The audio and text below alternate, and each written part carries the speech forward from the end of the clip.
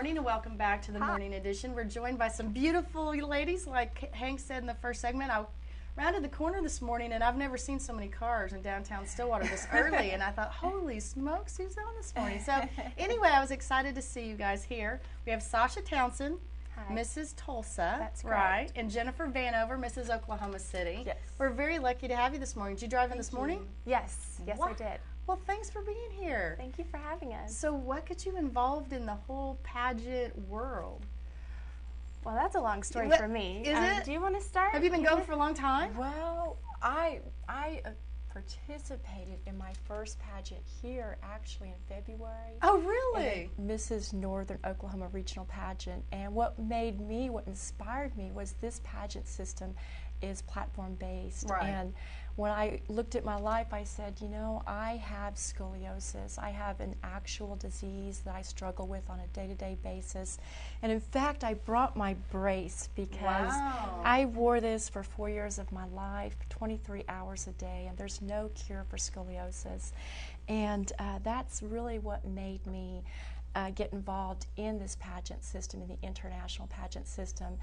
Just the fact that I could not only talk about it, but provide hope for other people who have the same disease. Well, certainly, and it's a great opportunity to have the ability to speak in front of others so that you can pass the word on. Absolutely, absolutely. Wow. Okay, and then what is your story? Well, I'm 26 years old, and I competed in my first pageant when I was 13. So I just turned 26, so that's half my life, which sounds like a really long time.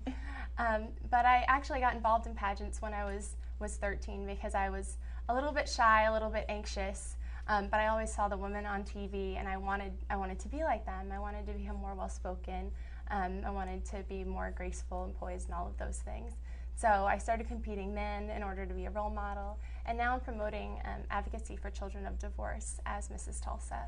Oh, wow. Well, I've never heard that as a platform. We've had lots of ladies on and lots of different platforms, and I've never heard either of these. This is great.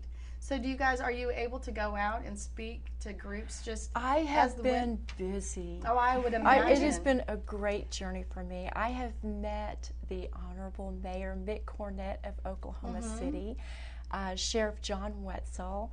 I have talked to little bitty children with scoliosis on up to elderly people. I just participated this last weekend in the American Heart Association walk, and the people that I've come in contact with who have scoliosis has completely amazed me. There are so many people out there who don't know there are alternative methods. I was supposed to have surgery, and my doctors wanted to my orthopedic surgeon wanted to put 2 steel rods on each side of my spine. But I was told that if they did that, I would never dance, I would never be active, and it is only my faith in the Lord that has brought me to the point I'm at today. I am able to walk, I do ballet dancing, I do yoga, really? Wow. I rock climb, and my desire is just to be able to give that hope to other people. So since I've been Mrs. Oklahoma City, it has been a great journey, and I'm just so happy to meet all the people I've been able to meet. And Sasha, right? Yes. Do you go also speak to like civic clubs and organizations? And I assume a lot of groups probably ask for you to come. Yes, definitely.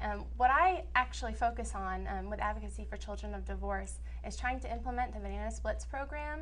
Banana Splits is a peer support group for children of divorce, and it's very, very popular in New York State. My parents divorced when I was 13, and it was very hard for me. It was a very high conflict divorce. And so we try to help children deal with the holidays, deal with those kinds of transitions. So as Mrs. Tulsa, what I have to do to try to get my foot in the door is talk to parents at PTA meetings, get the interest there, let them know that I'm on their side and I want to help their children. And this peer support group for children of divorce is a school-based program. So the children give up a lunch hour once a week. They have lunch in the group with a guidance counselor, and it's very inexpensive to implement. I mean, there are so many positives to having this program in the schools.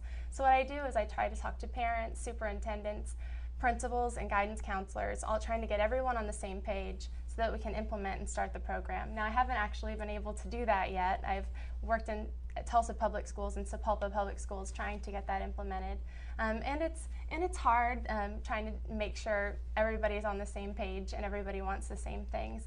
But I think that I will eventually be able to do that, and I've been able to spread the message about children of divorce, and I think that that's very important too. Well, and unfortunately, there's more and more of those children that could really use your help, and it does impact more than just their family life, like you said, at school as well, and friends and everything else. So it is really important. Well, so many people recognize that divorce affects the parents when they go into the workplace. That the divorce affects all of these different aspects of their lives. Well, they're not thinking about, well, if the parents have all of this support from other people, well, where do the children have support? Sure. Who do the children go to?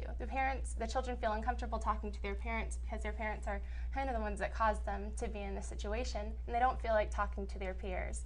So sometimes they're going through lots of emotions. They want to learn how to deal with all of these different feelings. And what we do at Banana Splits is just tell them, you know, it's okay, your family is just as good as any other family, and here is some tangible evidence that you're not alone, because there are lots of other kids in this group, and we can all help each other to feel better.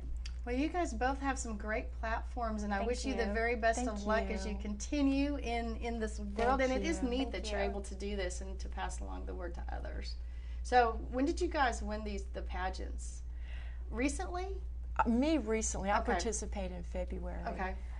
Actually, there isn't a Mrs. Tulsa preliminary pageant. I was an appointed title holder. And lots of women, anyone who's interested, can participate as an appointed title holder through the system. If you want to get out there and promote your platform immediately rather than waiting for a regional preliminary, then you can do that through an application process. That sounds awesome. Well, we'll talk to Lori about all that and more specifics, but I do appreciate you being here. Thank you so much. And I wish you the best of luck. Thanks for driving all the way to Stillwater this morning. Thank you. Absolutely. Hey, don't go away. We'll be back, learn more about the Oklahoma International Pageants, and get to talk to some more pretty ladies right after this.